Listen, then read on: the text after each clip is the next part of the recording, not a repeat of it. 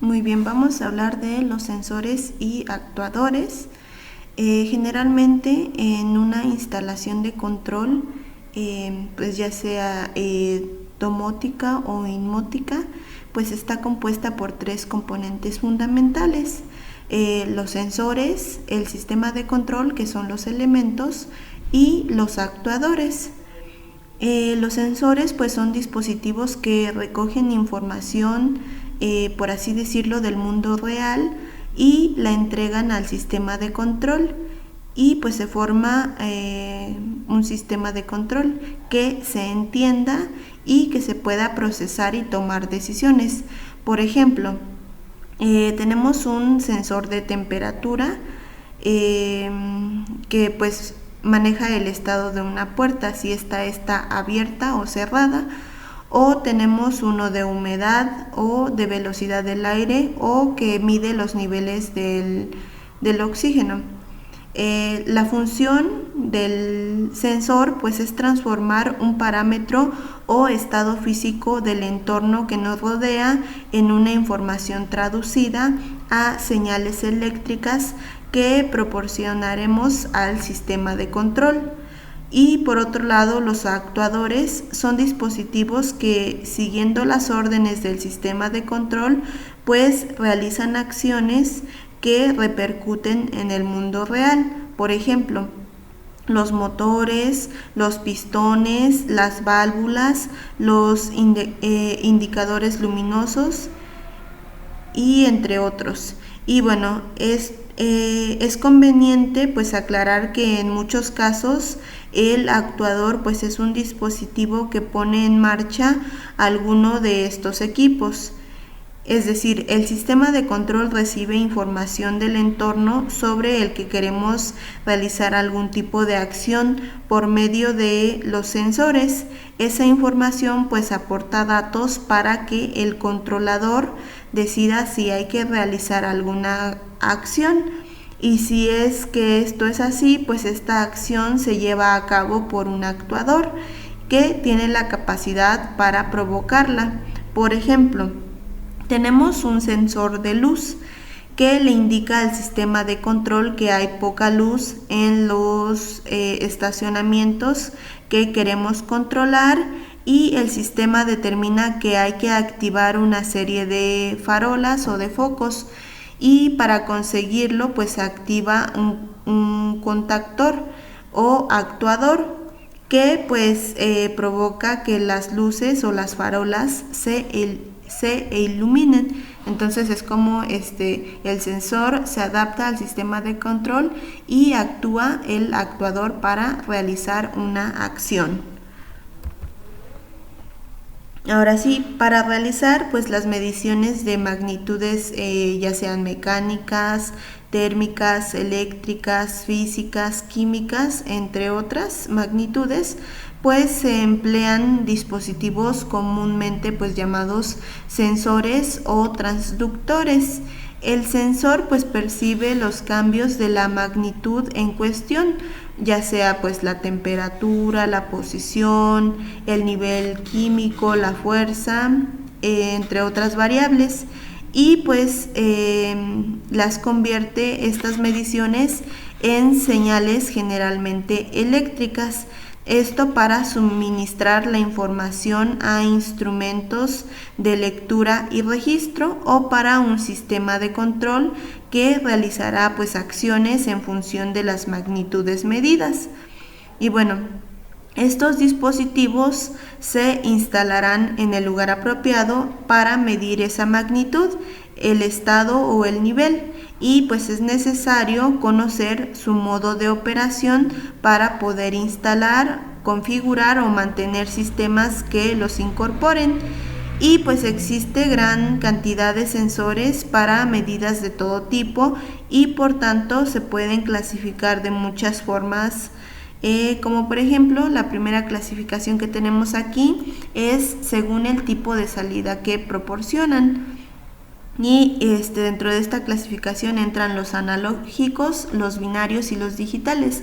Los analógicos pues entregan una salida de nivel variable en función del parámetro que van a medir, por ejemplo, un sensor de temperatura que va de los menos 20 grados a los más 50 grados con una salida de 0 a 10 volts.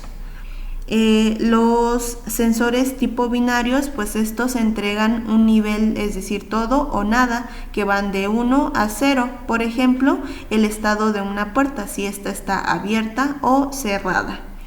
Y los digitales, estos pues dan la información relativa a la medida con un protocolo de comunicación específico que el fabricante facilita. Por ejemplo, el sensor de temperatura y humedad STH-11. Vamos a ver las especificaciones que nos da el fabricante de este tipo de sensor.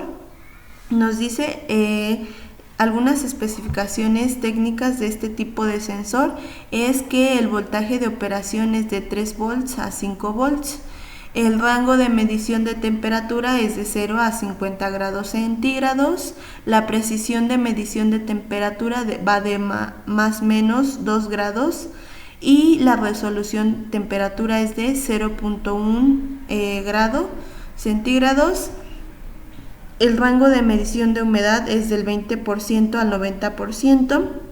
La precisión de medición de humedad es del 5%, la resolución de humedad es del 1%, el tiempo de censado es de 1 segundo, la interfase digital pues es bidireccional, el modelo pues es DHT11, las dimensiones es de 16 por 12 por 5 milímetros, el peso pues es de 1 gramo y la carcasa es de plástico celeste. Entonces pues en este caso nos dan las especificaciones técnicas que pues ha realizado o lo ha hecho el fabricante.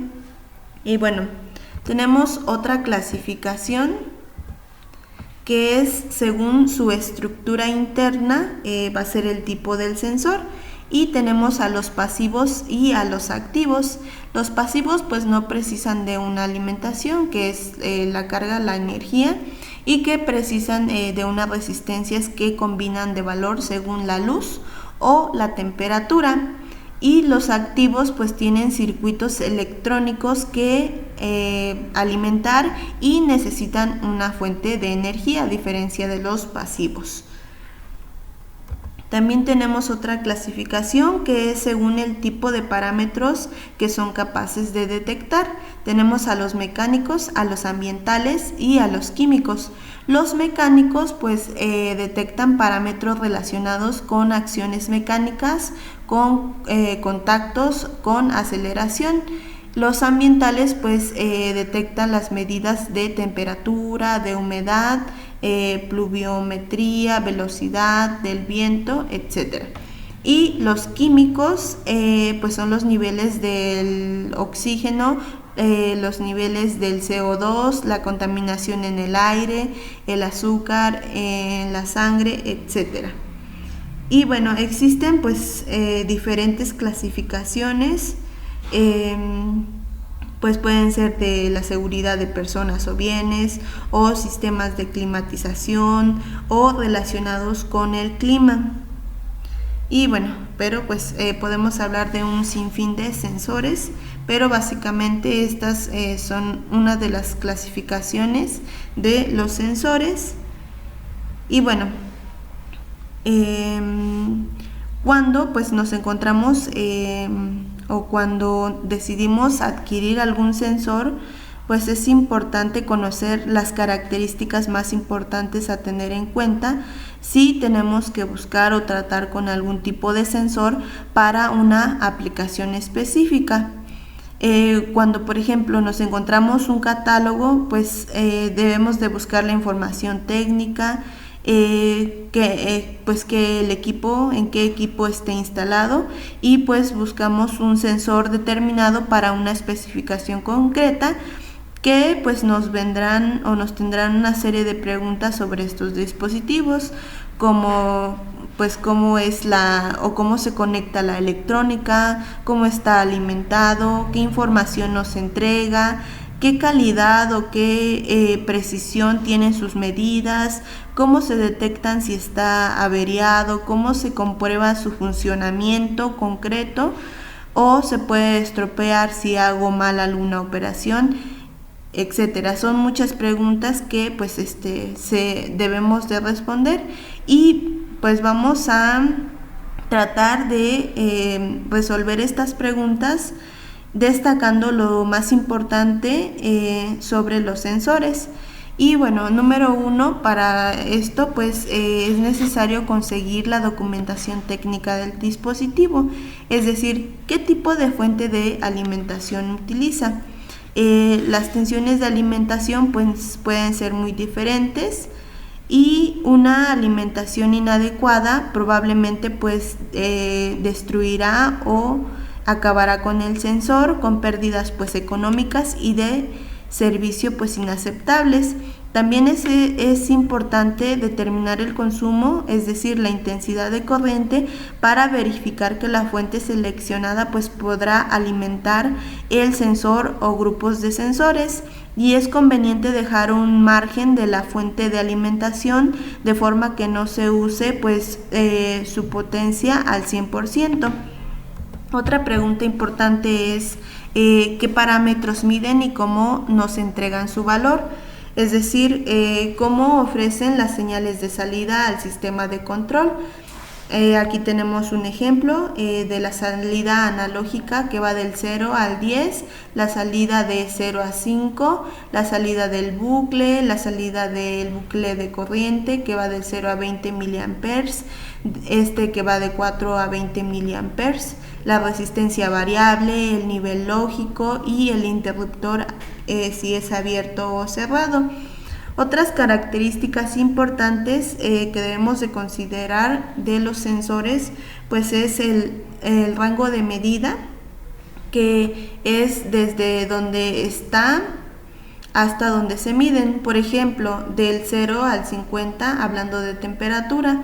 La resolución de medida, es decir, el menor cambio detectable en la medida, que va del 0,1 grado, 0,01 grado, 1 grado, de 0 a 1 volts, etc. La precisión es la tasa de error de la medida en porcentaje, que va de más o menos 1% de precisión o más o menos 10% de precisión, etc.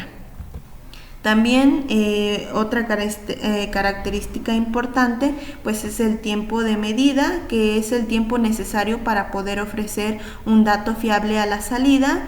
La repetitividad, que es el error esperado al realizar la medida varias veces. La linealidad, que es la relación entre el valor entregado y el valor representado, es decir, un gráfico. Y bueno, básicamente estas son algunas de las características importantes que debemos de considerar cuando tenemos o conseguimos un sensor. Y bueno, ahorita vamos a ver el montaje y la conexión.